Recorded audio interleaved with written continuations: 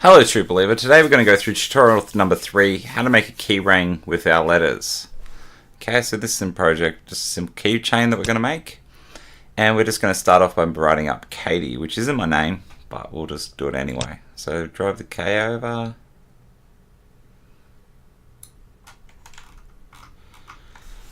And again we can use nudging, so just the arrow keys back and forward till we get the symbol in the right spot. A seems to have gone the right spot. Put the T, I, and then the E at the end. So there's the letters. But if we look really carefully, it doesn't look like it's perfectly snapped into grid. Okay. Now this comes down to the grid snap, which is down here in the bottom right. So at the moment it's set to 1mm, which means every 1 mil, which is what one of these grids represent, it will snap to. So what we're going to do is lower that sensitivity down to 0.25. Now, if we move with the nudging, you'll see that it's a lot more accurate. So if you want to make it really accurate, down to 0.1 of a millimeter, you can click down to there. But for this activity, we just made it down to 0.25. So that's a bit better there. Move the T back up. The A, and then the K.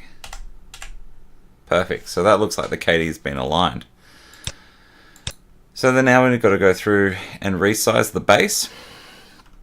So they've made the base as this awesome design here, and they've separated it from the white. So if we click and drag from the black line all the way back down, now that the keychain matches it.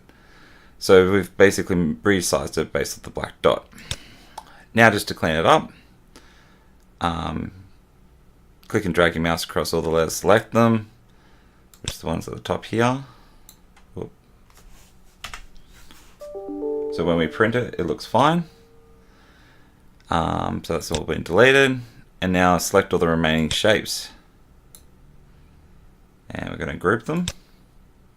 So then it's made a whole shape. And we're done. So that should be there. Now if you wanted to make it a little bit more fancy, what you could have done with this, we could make it multicolored. And then we could go through and change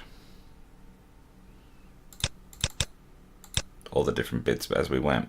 Okay, so that's one way that we could have changed it. Also, you should go off and now and try and build one with your name and see how you go.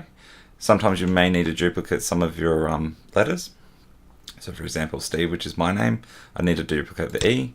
Very easy to do. Once you ungroup it, just press Ctrl D, and then there's another copy of it. Awesome, happy inventing.